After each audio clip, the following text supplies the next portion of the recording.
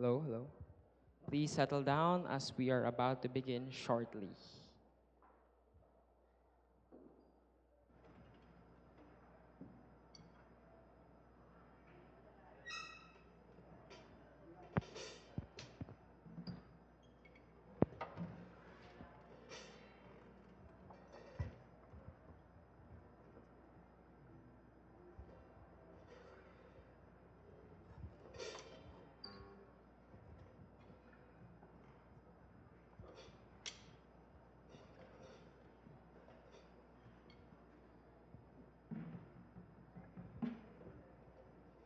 Hey, good morning, church! Good morning! Yeah. So I would like to request for everyone to please stand up. And okay. But before we start our worship, let us start with some words of assurance. Some of us here have came in ready. Some of us here came in tired, maybe distracted, maybe carrying a lot from the week. But the good thing is, God doesn't ask us to fix ourselves first. He just asks us to come. Psalm chapter 62, verse 8 says, "Trust in Him at all times, you people. Pour out your hearts to Him, for God is our refuge." So, when whatever you walked in with today, you don't have to keep it to yourself. You can bring it to Him honestly and freely. So, as we begin, just offer it to God and let us worship Him together with Lay It Down.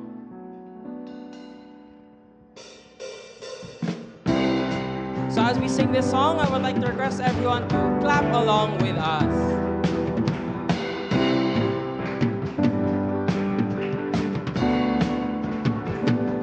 You're calling me out further than I've ever gone before, calling me deeper, drawing me to go beyond the shore, daring to hold, even though I've tried to hold before.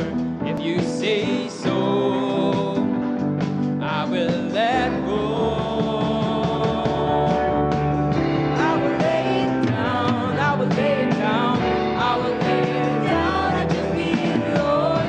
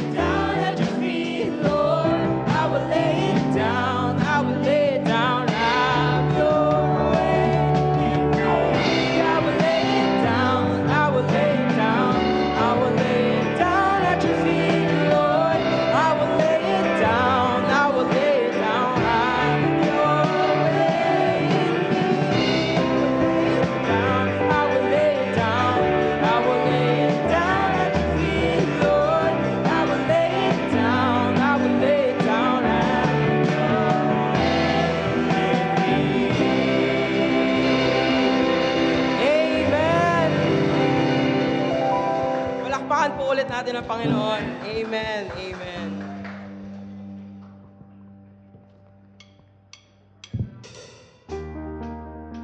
So as we keep going, I just want to remind us of something simple. We are not in here by accident. Each of us came in with different stories, but we're all part of the same family in Christ. And there's something powerful about that truth. When people come together, set aside differences, and lift up one name. So let us not hold back. Let's worship together, united as one church and as a family. Let's continue to clap our hands to the Lord.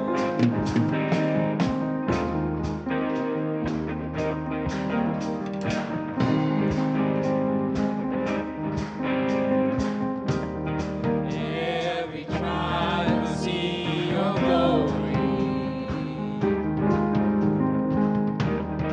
Every nation bow before you. All our treasures turn to ashes in the light of you.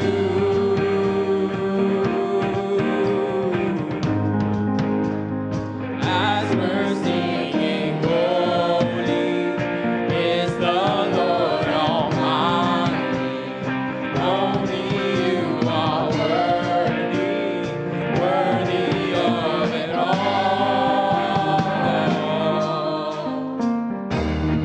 Every tribe will see your glory. Every nation bow before you. All our treasures turn to ashes in the light of you.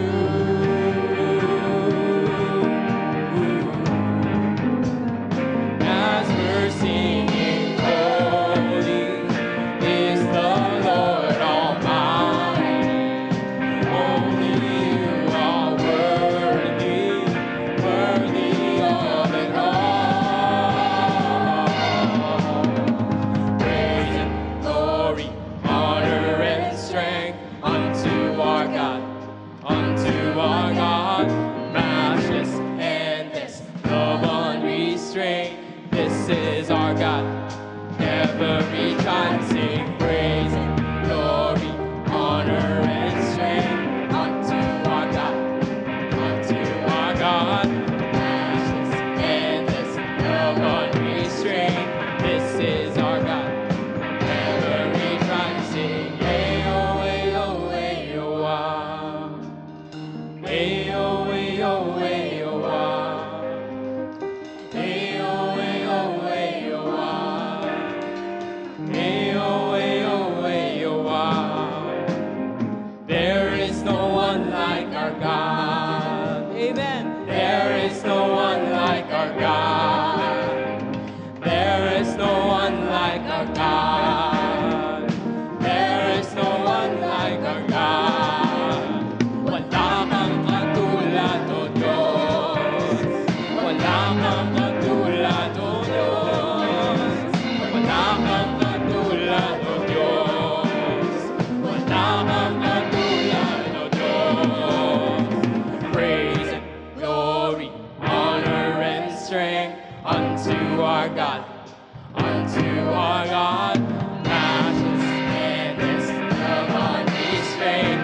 This is our God.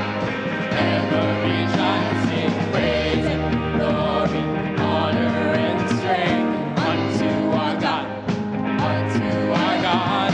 Matchless, endless, love unrestrained. This is our God. Every child sing, Ayo, Ayo, Ayo, ah. Ayo, Ayo, Ayo, ah. Ayo, Ayo, Ayo, ah. Ayo, Ayo, Ayo, ah. Praise and glory, honor and strength unto our God, unto our God. Matchless, endless, love unrestrained. This is our God. Every tribe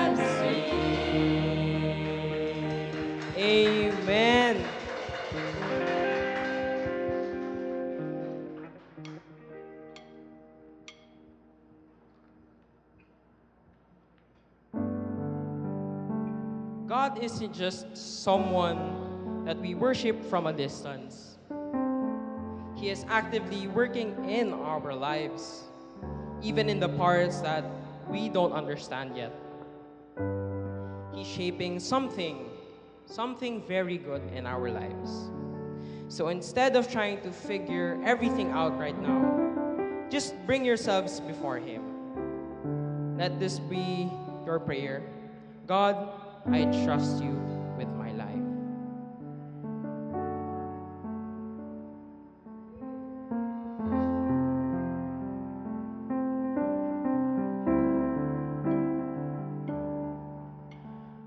Beautiful Lord, wonderful Savior, guiding me sure. All of my days are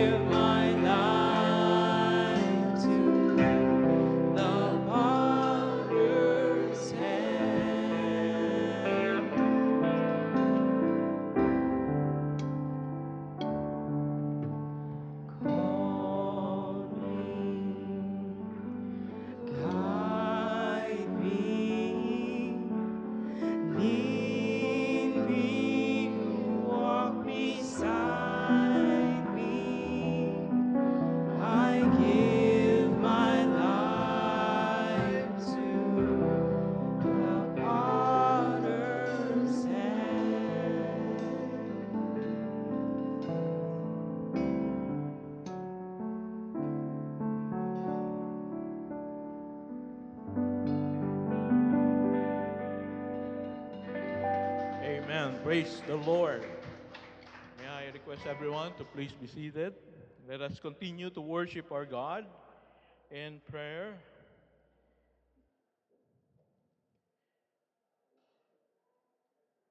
And in Psalm chapter 42, verse 1, it says, "As the deer panteth for water, so my soul longs for you, O God. My soul thirsts for God, for the living God.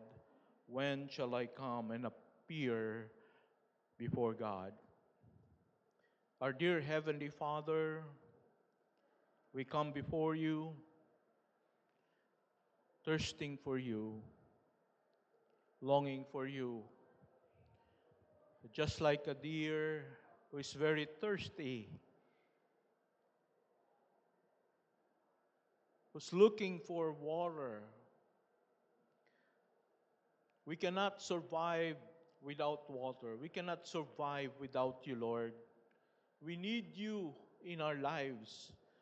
We cannot continue on going through our lives without you. Forgive us, Lord, for neglecting you, for ignoring you every day. At times we're so busy with a lot of things and we don't spend quality time with you. Forgive us, Lord. But Lord, we ask that you will wake us up. Wake our sleeping spirits, O Lord. Enable us to have that great desire and longing for you, because you are the only one who loves us. You are the only one who gave of yourself to us, who gave your only begotten Son for us. And you have created us for that purpose, so that we can know you and have fellowship with you. That is the purpose of our living. That is the purpose of our life, to know you and to be intimate with you. And that's why so many lives today, they have vacuum in their hearts. They do not know how to fill that vacuum by means of worldly things, by means of material things. But it cannot be filled with those things. It can only be filled and nourished by you alone. And so, Lord, I pray that we would all realize that every day of our lives, we would have that strong desire to connect with you before we start our day. I pray that you will work in each and every one of our brethren here at SCC, that we would make that commitment to get to know you deeper in our everyday lives. We commit to you our church, O God. Lord, renew in us the right spirit, renew in us our vision to reach out to people who are perishing because they do not have you. I pray, Father, that you will open doors of more opportunities for us to share the gospel to our community, to our friends, to our workmates and classmates and relatives. Enable us, Lord, to do our best to proclaim the gospel as ambassadors of Christ. And Father, I pray that as I share your word this morning, I pray that the Holy Spirit will empower me and that you will hide me in the shadow of the cross.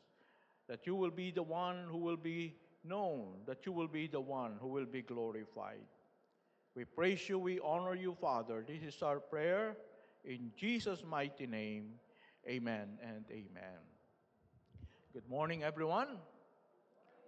Welcome to Solace of Christ, and here we are family.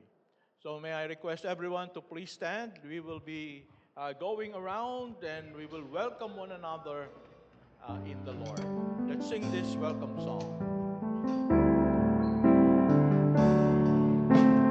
Welcome to the family. We're glad that you have come to share your life with us as we grow in love, and may we always be to you what God would have us be, a family always there to be strong and to lean on. May we learn to love each other more with each new day. May words of love be on our lips in everything we say. May the Spirit melt our hearts and teach us how to pray, that we might be a true family. Welcome to the family. We're glad that you have come to share your life with us as we grow in love, and may we always be to you what God would have us be, a family always there to be strong and to lean on. Thank you so much. You may be seated.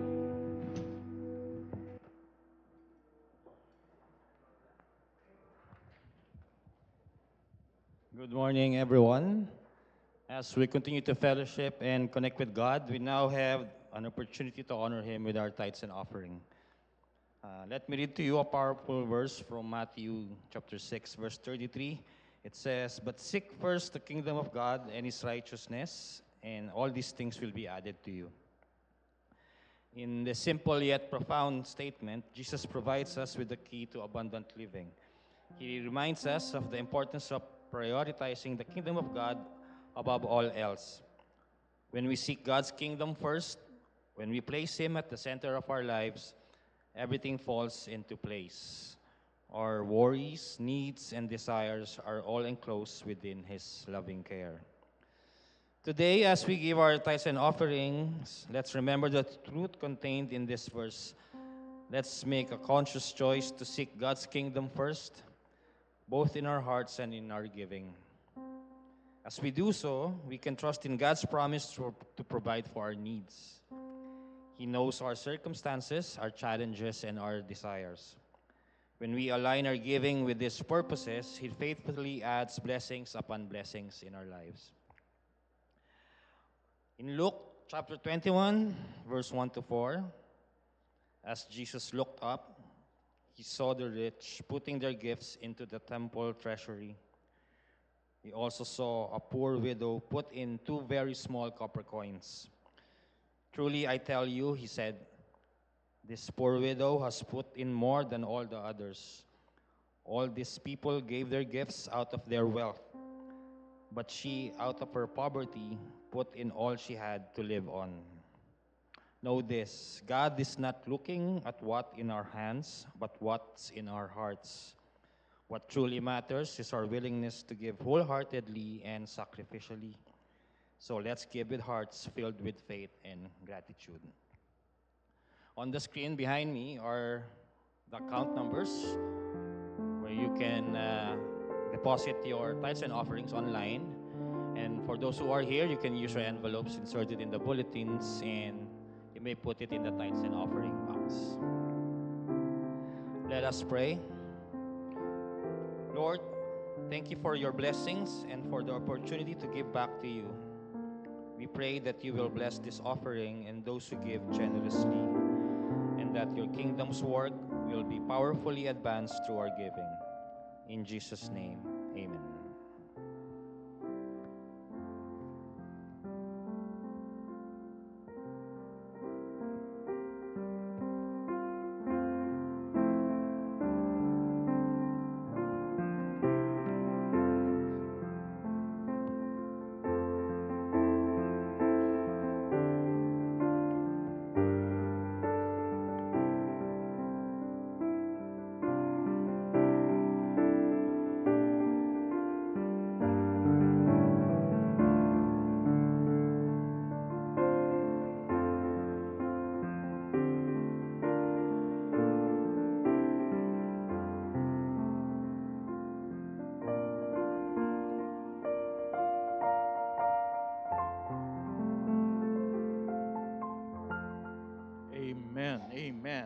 Praise be to God. Thank you so much.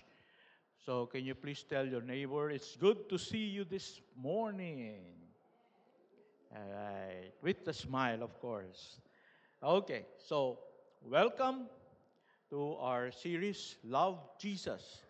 And alam nyo, pinag-aaralan natin, pinag-uusapan natin how we can best express our love, our adoration to our Lord Jesus, and how we can develop more love for our Lord Jesus. And last week, nabanggit natin, no, that we must engage in the Word of God at we mentioned about meditation. Everybody say meditation. Okay. And it's not enough to just study meditation in just one sitting. Kaya, I realized that we need to have a part 2 of that sermon about meditation. So, ito po ang ating pag-uusapan ngayon, no, about meditation. And I hope that we can really learn this as a church. And it will become a part of your own identity and our own identity as a church, that we would really develop intimacy with the Lord through the Word of God and prayer. So, and by God's grace, this will start a spiritual revival in our midst. So we will study about the lost art of meditation. Okay. So, kailangan po natin bilang mga mananampalataya na magkaroon ng sarili nating meditation every day. And we call that quiet time. Or, ano pang ibang tawag sa quiet time? Devotion. Okay? Hindi ko na po papataasin ang kamay kung sino ang nagdi-devotion every day. Yung paa na lang ang itaas nyo. Joke only.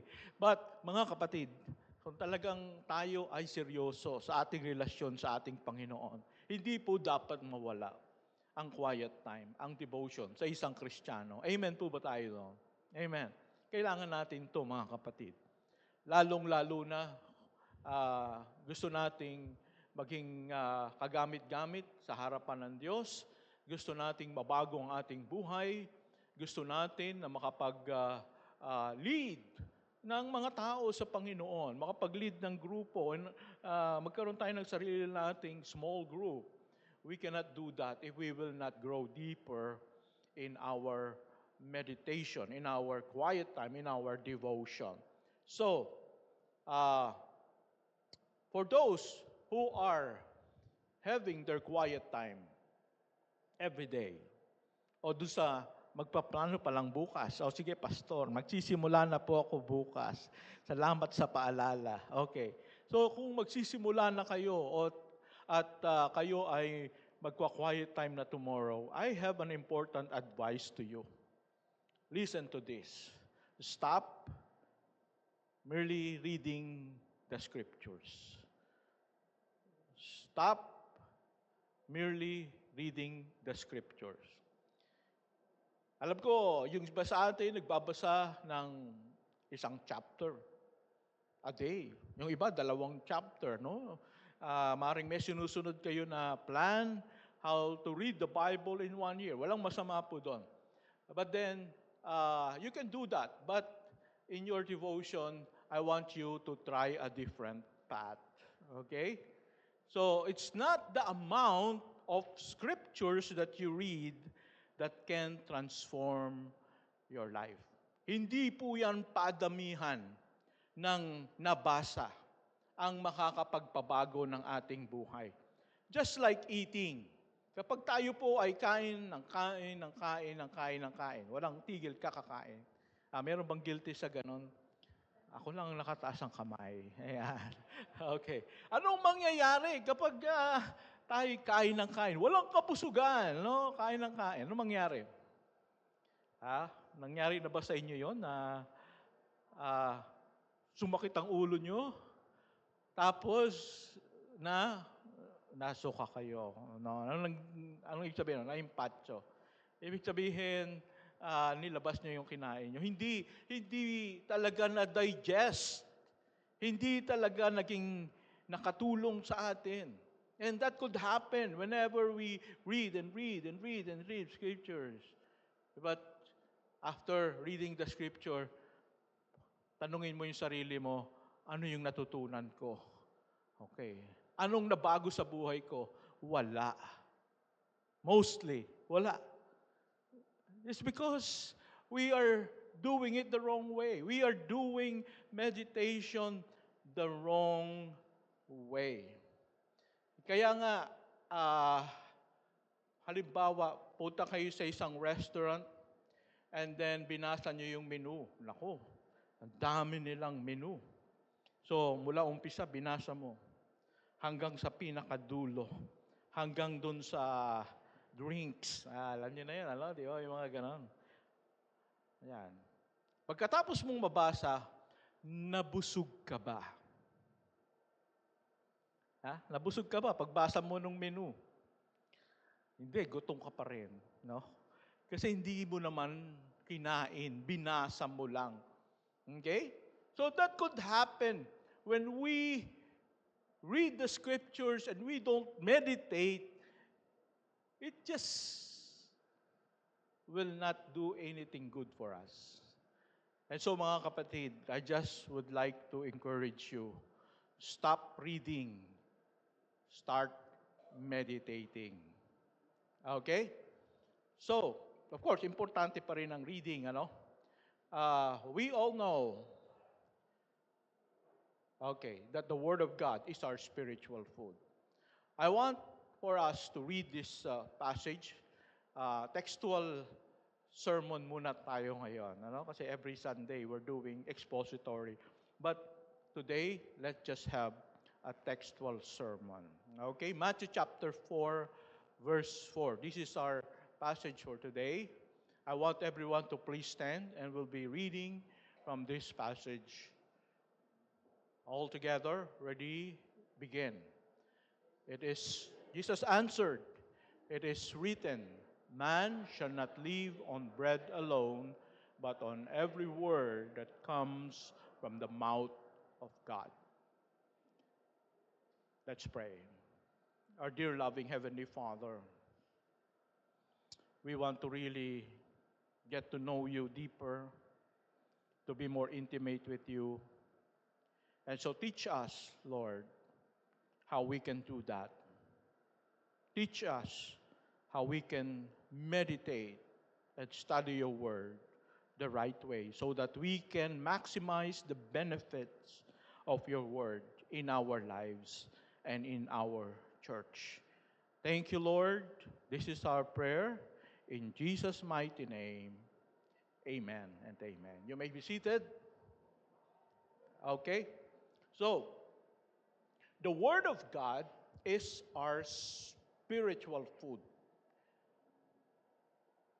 And it will make us spiritually healthy. But many Christians today are spiritually malnourished. Meron ba tayong malnourished dito? Yan, wag nyo nang ituro. No, dati ako'y malnourished. Pero yung araw pa. Ngayon, hindi mo na masasabing malnourished ako. But many Christians today are spiritually malnourished. Not because they don't hear the Word or they don't read the Word. It is because they do not know how to properly eat the Word of God. Okay? Alam niyo po, we are a tripartite being. Everybody say tripartite. Yan. Ano yung sabihin ng tripartite? Ibig sabihin, you are 3 in 1. Parang kape. That means inside of you, you have a body, you have a soul, and you have a spirit. Okay? 3 in 1. Isa ka lang, pero 3 bahagi. Now, the question is, how much time do you spend in taking care of your body, like eating, eating food to make your physical body healthy? How much time? Well, kanginang umaga, nag-breakfast kayo. Tama? Mamayang tanghali, kakain ng lunch. And then, yung iba sa inyo, pupunta ng mall, magkakape, magbi-merienda, snacks, and then sa gabi, you will eat dinner, right? Yung iba, pagdating ng 12 o'clock ng gabi, magbubukas pa ng refrigerator. Ayan, midnight snacks. All right? So we spend so much time in feeding our physical bodies. And how much money do we spend to buy those food, to feed our physical bodies? Talagang inaalagaan po natin ang ating katawan. Hindi lamang yung ating stomach, kung hindi yung ating katawan. Yung iba nagpa-parlor. Anong ginagawa sa parlor? Nagpapamanicure. Yan. Nagpapa-makeup, nagpapagupit, no? At bukod doon, meron pang mga ino-order sa Shopee, yung mga kung ano-anong pinapahid sa katawan, sa mukha. Okay? We really take care of our body. Now, how about our soul? Do you take care of your soul? Alam niyo po yung soul natin, ito naman yung the part of our being that thinks, no, that's our mind, no? It's a part of our being that feelings. That's our soul. Okay. So, do you take care of your soul? Well, from preschool, we teach ourselves how to read. In elementary, arithmetic and science. In college, yung kurso natin. Okay? So, we spend so much time to feed our soul with knowledge. And yung iba, nagsa-seminar, no? Bumibili ng books to read. So we take care of our body, we take care of our soul. But my friends, we have a spirit. At kailangan nating alagaan din ang ating spirit. And what is the food of our spirit? It is the Word of God. Now, the question is, how much time do you spend to feed your spirit? Okay. So, mahalaga ba ang ating espiritu? Mahalaga ba ito? Kasi kung mahalaga ito, dapat pinag-uukulan natin ng mas maraming oras at mas maraming effort to build up our soul. Alam niyo, ang sabi sa 1 Peter chapter 3 verse 4. Okay, next slide please. Basahin natin ito. 1 Peter chapter 3 verse 4. Do not let your adorning be external, the braiding of hair and the putting on of gold jewelry. Okay. Isa pa dito, or the clothing you wear. That means, of course, we need to take care of our body. Pero, wag lamang iyon, no? Sabi dito, but let your adorning be the hidden person. Everybody say hidden person. Hidden person, ibig sabihin, hindi ito nakikita. No? Yung katawan natin, nakikita. Pero hidden person of the heart with the imperishable beauty of a gentle and quiet spirit. Can you imagine gaano kahalaga yung ating spirit? Ang sabi dito, it is imperishable. Hindi siya maglalaho. It is forever and ever and ever. Yung katawan natin, anong nangyayari sa ating katawan? Tumatanda tayo, nagiging mahina tayo, pero yung espiritu natin, it will be eternal. It is very important. At ang sabi dito, yung last part, which in God's sight is very what? Precious. Parang napanood ko na yun, ano. So, our spirit in God's sight is what? Precious. Napakahalaga sa Diyos ang ating espiritu. But for us, kung mahalaga sa Diyos yung ating spirit, ganun din ba kahalaga sa atin? Mas pinag-uukulan ba natin ng panahon ang ating spirit? Our spirit is the most important part of our being, which relates to God.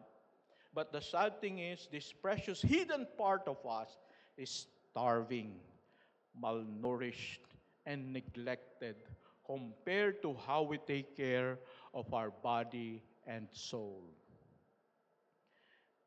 Pero, siguro sasabihin natin, pastor, ako naman ay, I go to church on Sunday to hear the Word of God, and sometimes I read the Bible, no? We try to feed our spirits with more knowledge of Scriptures, but it's not the intellectual knowledge of the Scriptures that can feed our spirit. Let me repeat that again. It's not the intellectual knowledge of the Scripture that can feed our spirit. Hindi yung nabasa natin, hindi yung narinig natin, na Word of God, ang nakakapag-feed ng ating spirit. Have you noticed that even there are times that you read the Bible, pero parang walang nangyari? Hindi ba? Dahil talagang importante po talaga na kailangan nating matutunan kung paano kumain ng tama ng banal na kasulatan. Okay. So we must realize that we are not mainly a body with soul and spirit, but we are primarily a spirit that was given soul and body. Okay, magkaiba po yun, ano? Naisip natin, ako may katawan ako, meron din ako namang binigyan din ako ng espiritu at ng aking kaluluwa. No. You are primarily a spirit that was given a body and a soul by God. So the most important thing of your being, or part of your being, is your spirit. That's why kailangan talaga nating bigyan ng halaga at panahon ang ating espiritu. Because we are more like in the essence of God, because God is a spirit. Alam niyo ba yun? God is a spirit. And we are created after the image of God, who is a spirit. And we communicate with God through our spirit. It is our spirit that communicates to God. Okay? It's not our body, it's not our soul that communicates to God, it is our spirit. When Adam and Eve were created, they fellowship with God in their spirits, but when they sinned, their spirit were cut off from God. There was broken fellowship with God because their spirit, they have sinned against God. They were cut off from God. Pero alam natin, when Jesus came, He died on the cross. Those who placed their faith in the Lord Jesus Christ, their spirit were restored in their relationship with God. Okay? We become children of God, and much more, the Holy Spirit was made to dwell inside of us, to be one with our spirit. And we are now born again and connected to the Father. Pero the problem is, we do not know how to have a real spiritual conversation with God in our spirit. And reading the Bible is not enough. Our reading is more of gathering facts of Bible knowledge that we store in our mind. Sometimes, inaalam lang natin kung ano yung mga facts na binabasa natin. Okay? It's good, but it's not enough. Remember the Pharisees. Okay? The Pharisees memorized everything from Genesis to what? Deuteronomy, the 5 books, first 5 books. They memorized it, and yet, nabago ba yung buhay nila? Okay? Napalapit ba sila sa Diyos? In fact, they do not recognize the Messiah. They were not connected with the Messiah, our Lord Jesus Christ. That means the mere facts of the Scriptures will not make you closer to God. Meron tayong kilala. Maaring napanood nyo na. No? Pag merong nagtanong, okay, buksan sa Job chapter, sige, tapos basa, alam niya kung saan ang sagot, alam niya kung saan hahanapin. Ang daming alam. Pero mamaya-maya magmumura. Di ba? So, nasan yung connection niya with God, no? Magaling, maraming alam sa Bible, pero walang espiritu ng Diyos. Because mere knowledge is not enough. So, let's go back to that verse. Next slide, please. All right. So this is our passage for today. Man shall not live by bread alone, but by every word that proceeds out of the mouth of God. So let us try to understand that when we eat the bread, we don't just look at it or observe it or smell it, or we don't just understand the ingredients that are used to bake the bread, or we don't just try to understand the process that happened in baking it. We might understand how to observe the Scripture, how to interpret the Scriptures, and write it in our journal. But that, my friends, will not still be considered eating the Word of God. Okay, so maaaring nag-journaling tayo. Pero it doesn't mean that you have already eaten the Word of God. Now, when we eat the bread, what do? We put it in our mouth. Okay, next slide, please. When we eat the bread, we put it in our mouth. Okay, tama ba? Wala namang ibang paglalagyan ng bread. It's about that eh. Okay, so isusubo natin. And then, pag sinubo mo, lunok ba kaagad? No, we chew on it. Okay? Ano ba yung chew sa Tagalog? Nguya, ngunguyain mo. Dahan-dahan, titikman mo. Sarap ng palaman. Alright? You taste it. And then, after you have chewed it, then you will, what? Lulunukin mo. And then it will go to the stomach. Now, do you know that there's a sort of miracle that happens when we chew on the bread? What will happen? Pag siya ay pumasok na sa ating katawan, what will happen? The bread becomes what? Part of our blood. The bread becomes cells. The bread becomes our muscles. The bread becomes protein that nourishes us. Yung bread, nagiging part of our body. The bread becomes you. Everybody say, the bread becomes you. Yung bread, natutunaw, nawawala. Nagiging tayo na. No? Kaya yung katawan mo na yan, parte yan ng mga kinain mo nung ilang panahon. Okay? Nasaan na yun? Yan. Yun na. Ikaw na yun. Okay? It becomes you. Now, this is our aim.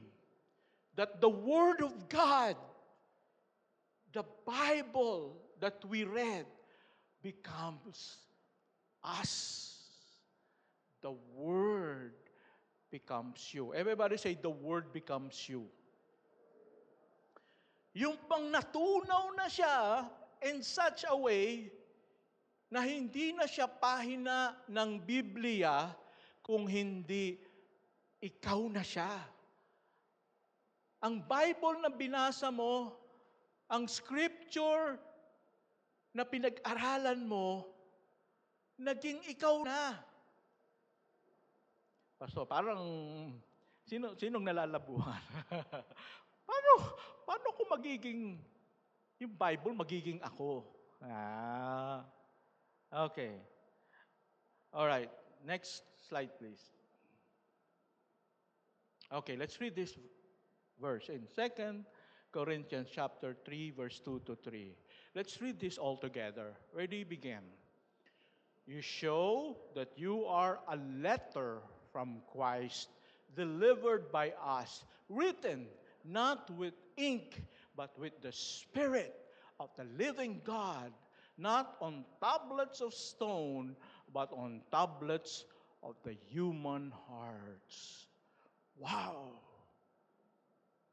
You have become a living Bible. You have become a walking Bible because you hear the Word of God, you dinigest mo siya, it becomes you.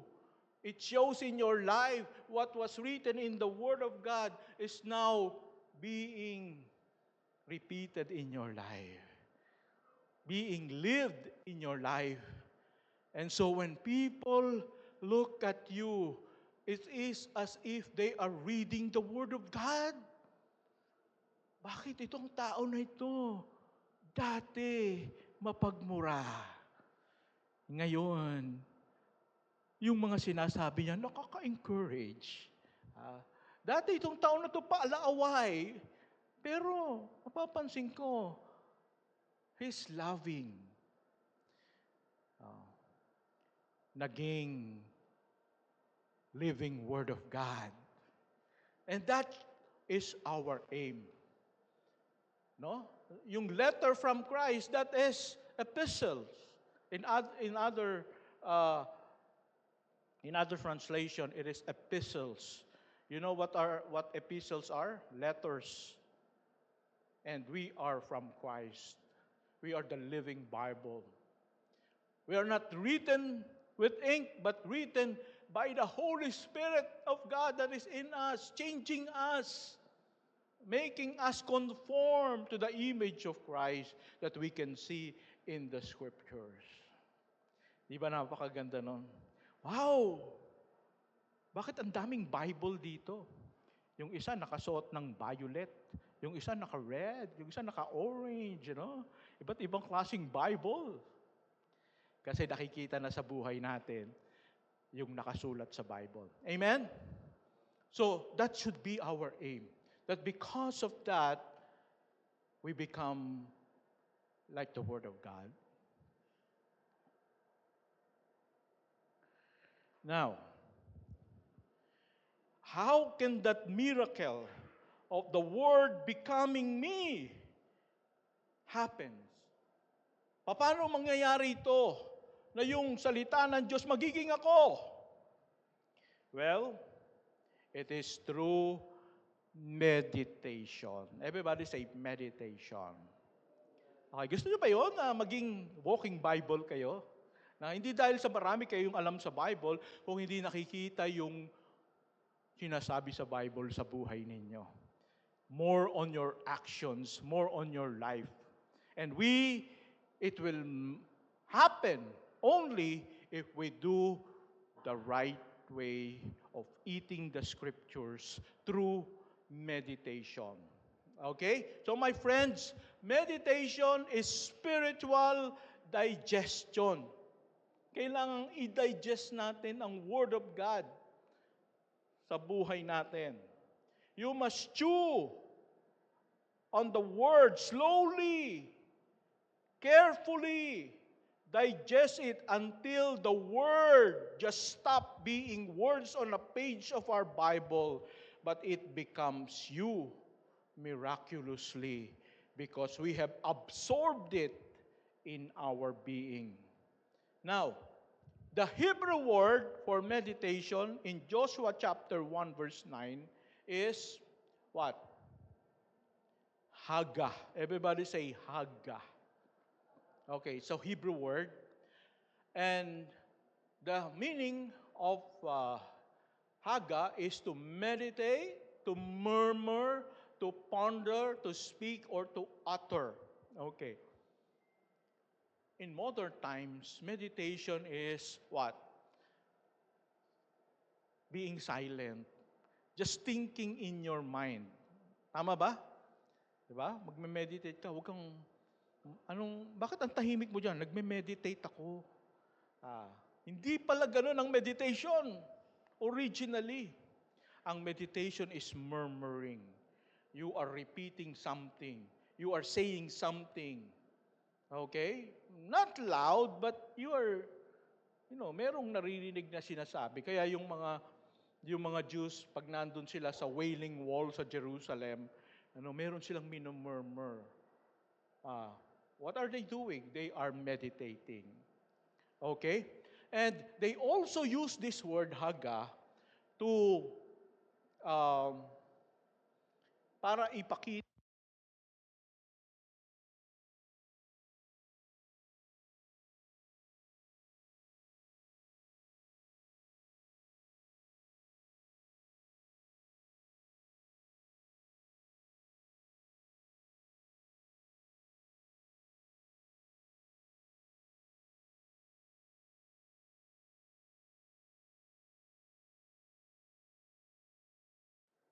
Hello. Okay. Nasaan na ako? Okay. Para i-picture yung habit ng lion. Pag yung lion pala, nakakuha ng food niya. Okay? Nakahuli siya ng deer, for example, he will grow. No? Mag-grow siya. What is the meaning of that?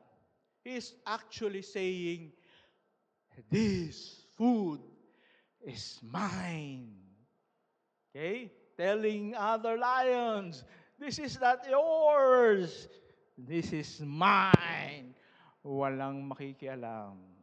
Okay. So that means he is personalizing it. Okay? So when we sort of read the scripture, we must personalize it. Ito. Para kay Brother Art to. Ito. Para kay to. Para kay Brother Reggie to. No. It should be, para sa akin to. Para sa akin to. You should personalize it. This is mine. Kailangan ko to. Okay? Okay ba tayo doon? Pag aaral tayo ng Word of God, hindi tayo magtuturo. Ito, si ano to eh. Si ano eh. No? Hindi. Akin to. Kailangan ko to. Okay? So that is what the lion does. Huwag kayong lalapit. Akin lang to. Okay? So you are personalizing it. Okay. Now, let us break down the process of meditation in 3 parts. Okay. The first is the disconnecting. Okay? Disconnecting and connecting. Everybody say disconnecting and connecting. Okay, kung gusto nating matutunan ng meditation, una, kailangan matutunan nating mag-disconnect. And after makapag-disconnect tayo, we will connect. Alright? Hindi pwedeng connect ka agad. Alright, so anong ibig sabihin nun? Bakit merong disconnect? We need to shut the world out. We need to shut your spirit out from the world of distractions. We cannot meditate while there is TV. We cannot meditate while there is music. Or, after you just scroll in the internet, in your cell phone, full of worldly content, pagkatapos mo, wala ka ng ganang mag-pray. Pagkatapos mo, wala ka ng ganang magbasa ng Bible. Kasi inuna mo yon. Okay? So when we disconnect, that means paggising mo sa umaga, isipin mo, wala akong cellphone. Kanginong cellphone yan? Layo. Alright? So wag mong pupulutin yung cellphone mo. Pagmulat na pagmulat, si Lord kaagad. Okay? You disconnect from your cellphones, from your laptops, from television, from anything. You start connecting with God. Why? Next slide, please. Because the enemy uses them to prevent us from connecting effectively with God. You remember, kailan ba yun? Yung screw tape letters. Naalala niyo yung binigay kong illustration na isang demon na tinuturuan niya yung rookie demon paano how to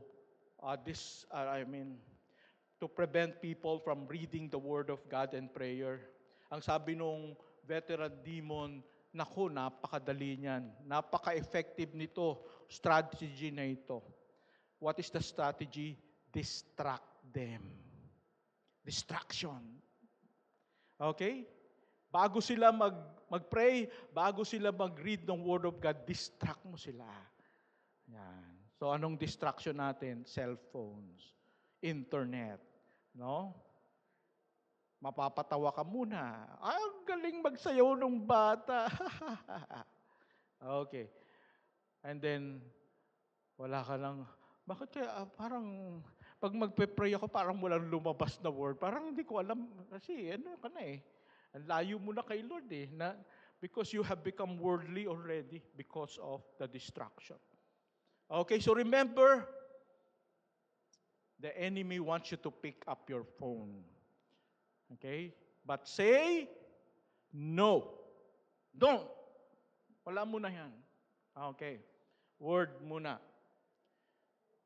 Alright. So, next is connecting. Okay? You connect with God. Huwag yung kaagad ka, Lord, thank you so much for... Hindi ka pa nga connected. Magpe-pray ka na kaagad. Na-experience nyo na ba yung meron kayong kinakausap, tapos biglang na-disconnect, tapos usap ka pa rin ang usap. Alam mo, bakit di ka sumasagot? Hello, hello, hello. Yung pala, disconnected na. Di ba? Ganun din. We need to connect first. Be still and know that I am God. Maybe you can sing a song. Worship God first. And then, if there's growing love in your heart for God, that means you are connected already and you can start. All right? So connect muna natin, no? Sometimes I sing, I love you, Lord. Or sometimes I sing, Heavenly Father, I appreciate you. Alam niyo ba yung song na yun? Man pa yun eh, nung 1970s pa yun.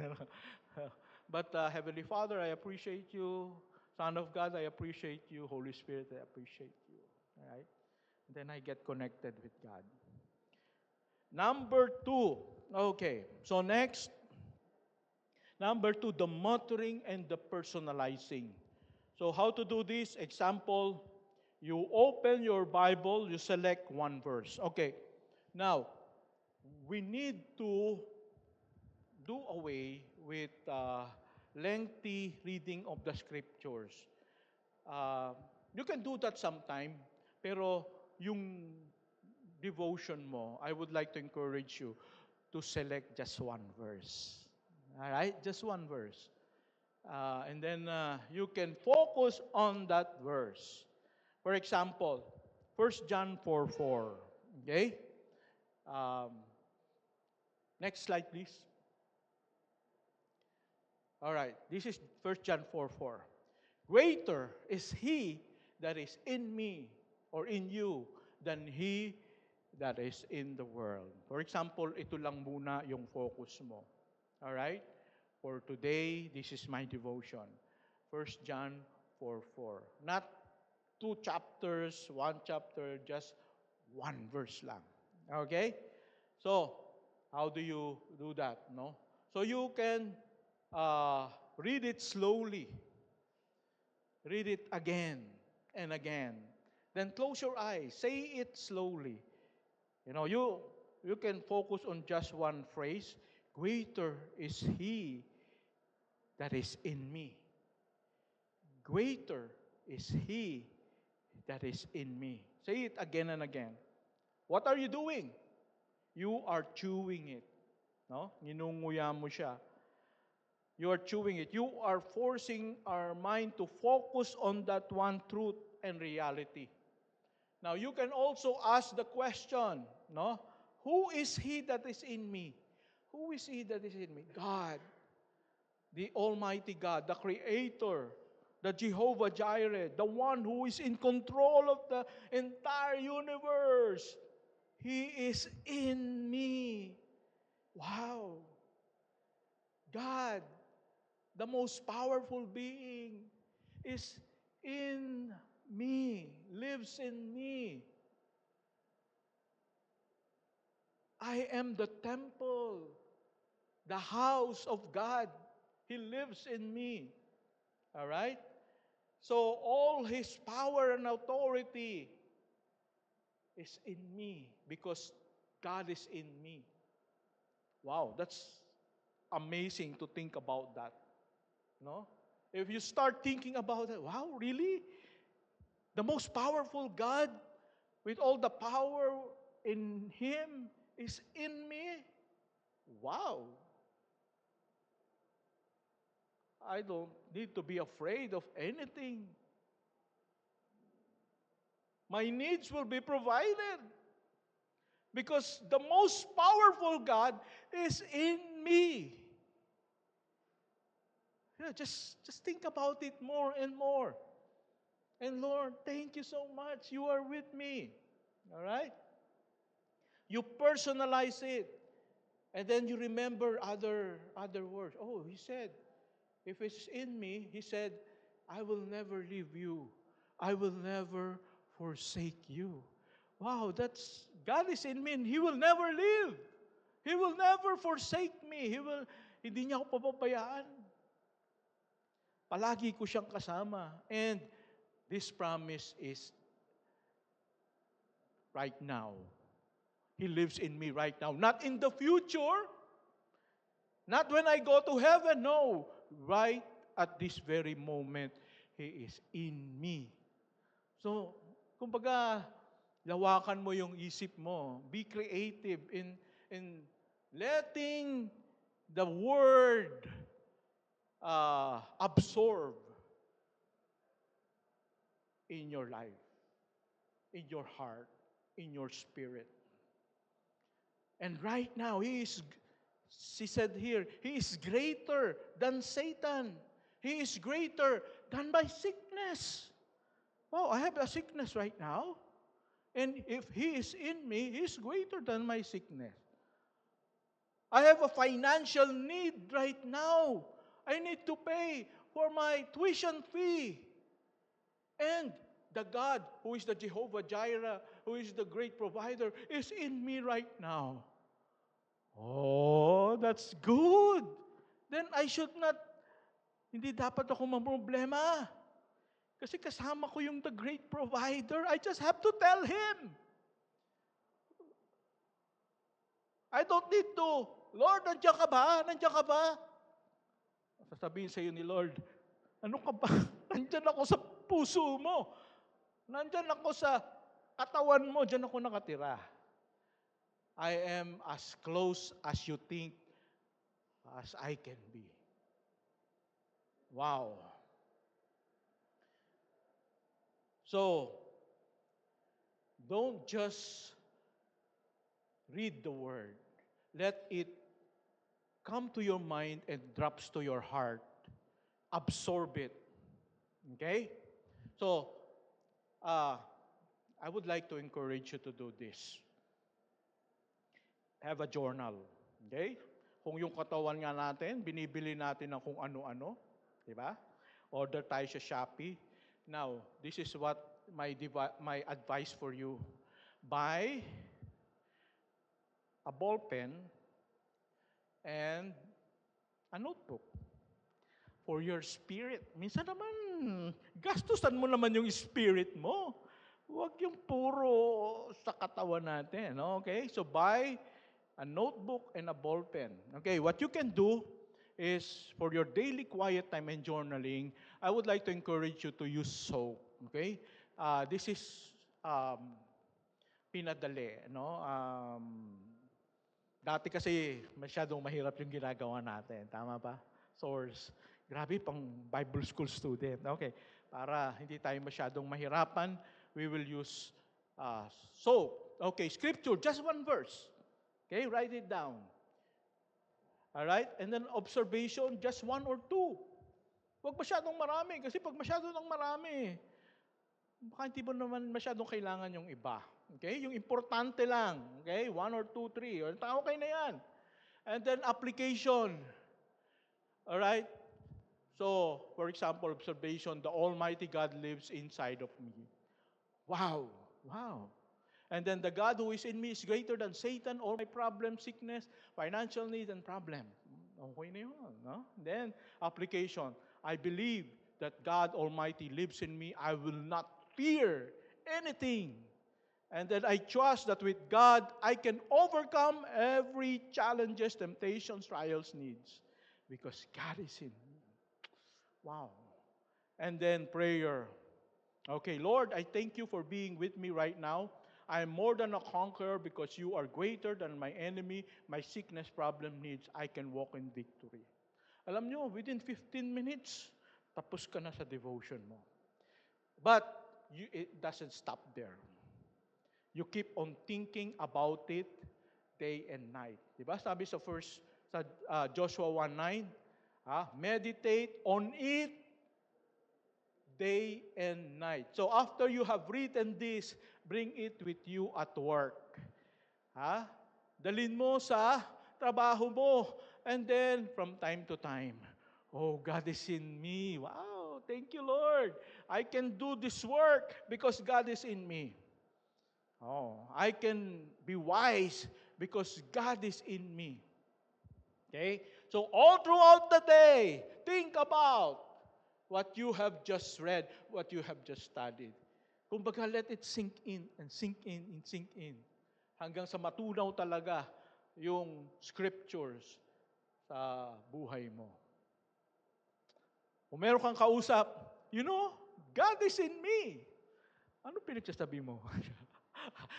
I'm so blessed with what I read this morning. Okay? So let it be part of your life. The whole day.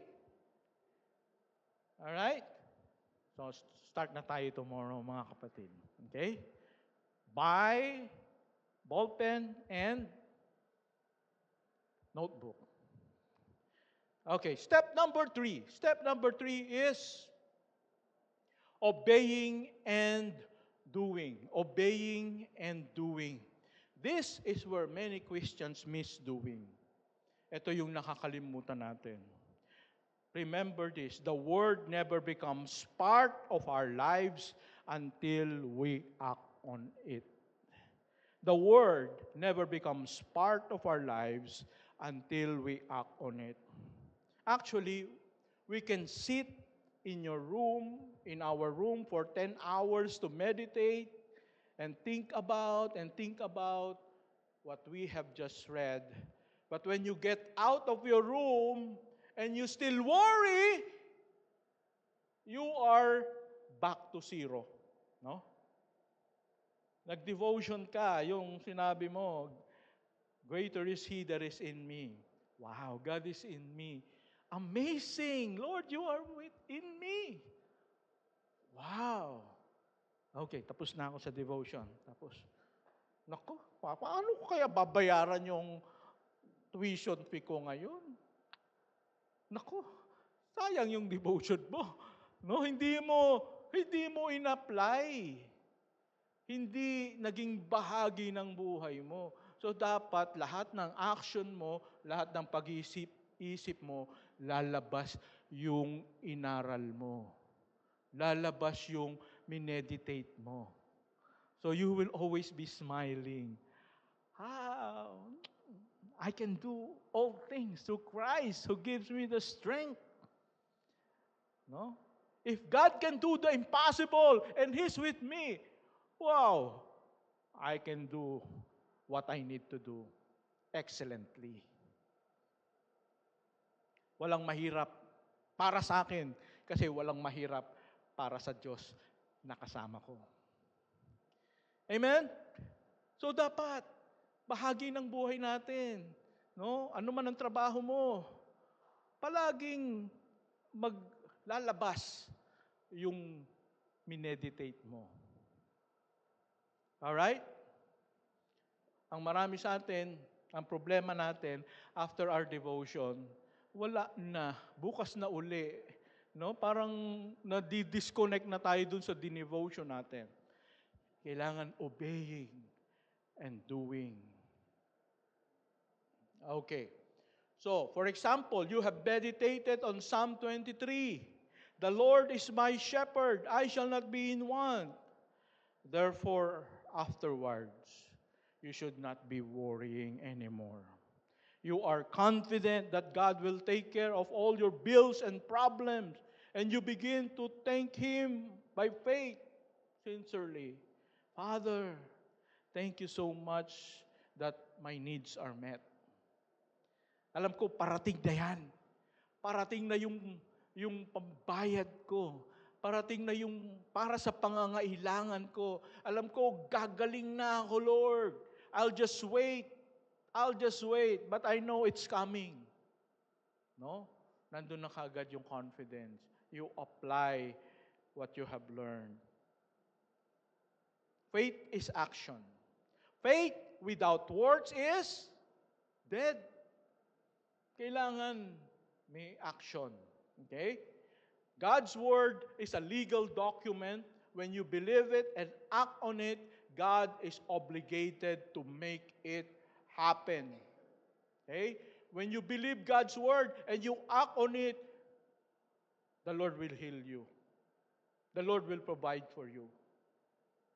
Because you believe His promise. He will never back down from His promise. So,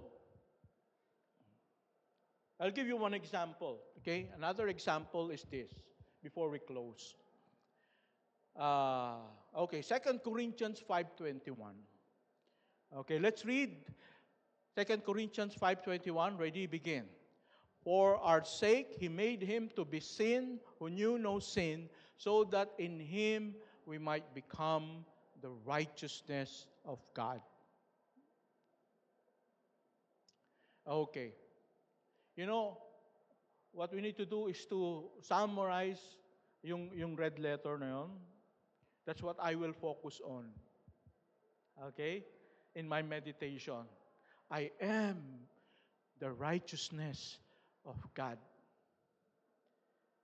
I am righteous because I have the righteousness of God.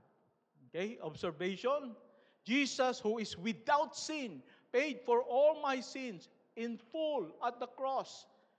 Number 2, God transferred Jesus' righteousness as my own perfect righteousness in God's sight. So application, I thank and worship God for providing full payment for my sins to save me, and then claim that I am now perfectly righteous in Christ.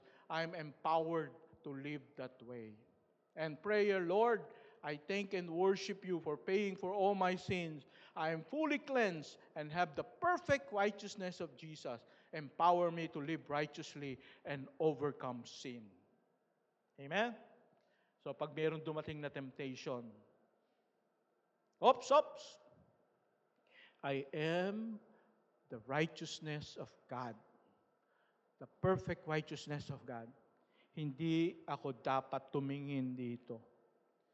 Okay? Pag nag-scroll tayo, oops, hindi pwede yan sa akin. Why?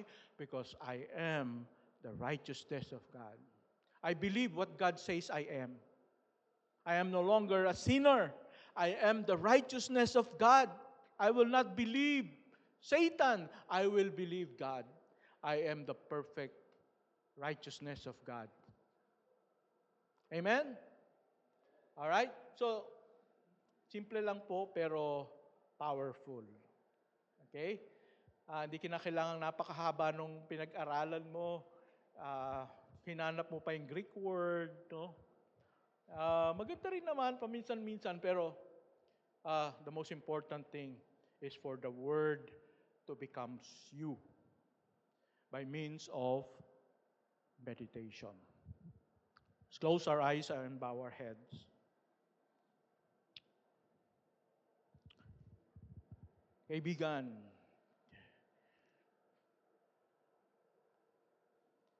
how long have you been a Christian? Can you really say that you have really benefited from your Bible reading and from your devotions every single day?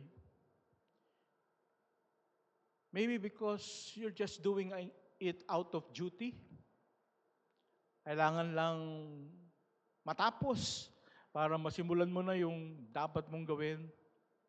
Pero you're not really bearing fruit. It's not really showing in your life. Magagalitin ka pa rin, madali kang mainis, worrying, a lot of things. It means the word does not come out of you. You are really not benefiting from studying the scriptures. What you need to do is to make it simple. Huwag kang magmadali. Just choose one verse and then meditate on it. Meditate. And also, of course, you need to shut yourself out from the distractions and then start to obey. I want you to make a commitment to the Lord. What are you going to do tomorrow when you wake up? Are you really serious in, finding God's will in your life? He is really willing to tell you. He's eager to tell you. But you have to be serious. And you have to search for it. And He will connect with you. So I want you to make that commitment right now to the Lord. And tell Him, Lord, starting tomorrow, this is what I'm going to do when I wake up.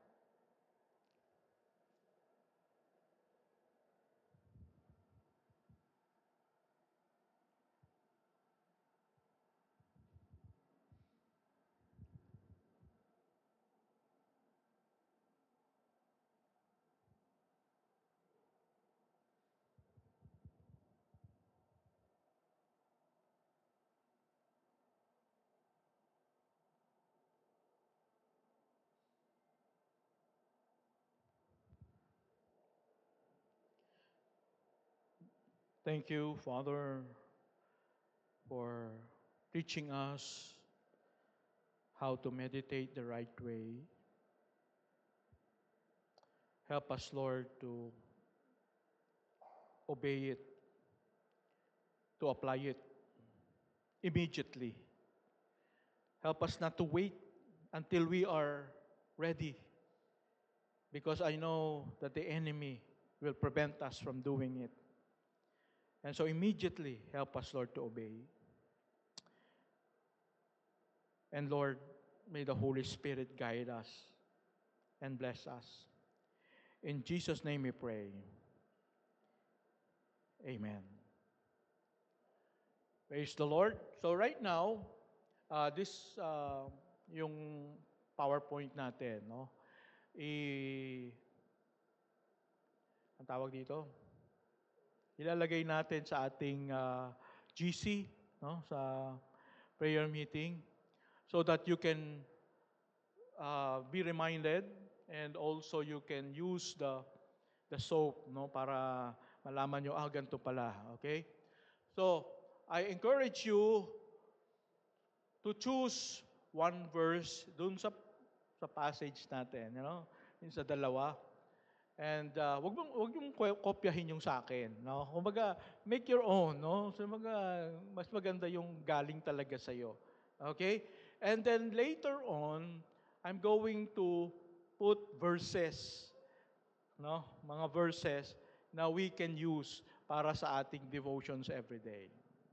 Okay? Just one verses, one or two, ganon. All right. So, bakit nawala na yung iba? Meron pa tayong missions offering. Tayo, Okay, for our missions offering, mga kapatid, our ushers will collect a missions offering. And this is for our missions work in Tampilisan in Mindanao and Dumaguete in Negros Oriental. So, let's pray. Father God, we thank you for the opportunity that we can give for our missions. We pray for Pastor Con that you will empower him and give him wisdom, Lord, and that you will also provide for his needs and for the needs of the ministry in Dumaguete and in Tampilisan. Bless those who will give, O God, and I pray that you will shower them with more blessings. This is our prayer in Jesus' mighty name. Amen and amen. Okay.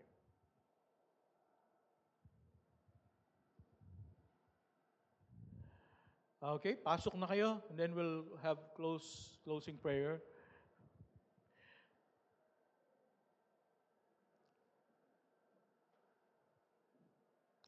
Okay, let's all stand for our closing prayer. Let's pray. Our dear loving Heavenly Father, we thank you. We are excited, Lord, of what you are going to do in our midst as we discover more and more blessings from your word and how we can really be connected with you once again in a deeper and intimate way. And we really want to have our lives changed and transformed because of this, oh God. So I pray that you will help us, Lord, to start. May the love of the Father, the grace of the Lord Jesus, and the fellowship of the Holy Spirit be with you all. Amen and amen.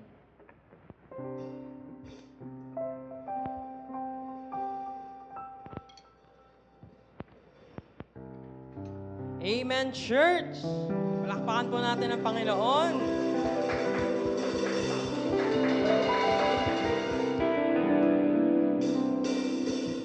So as we sing the song, I would like to request everyone again to please clap their hands along with us.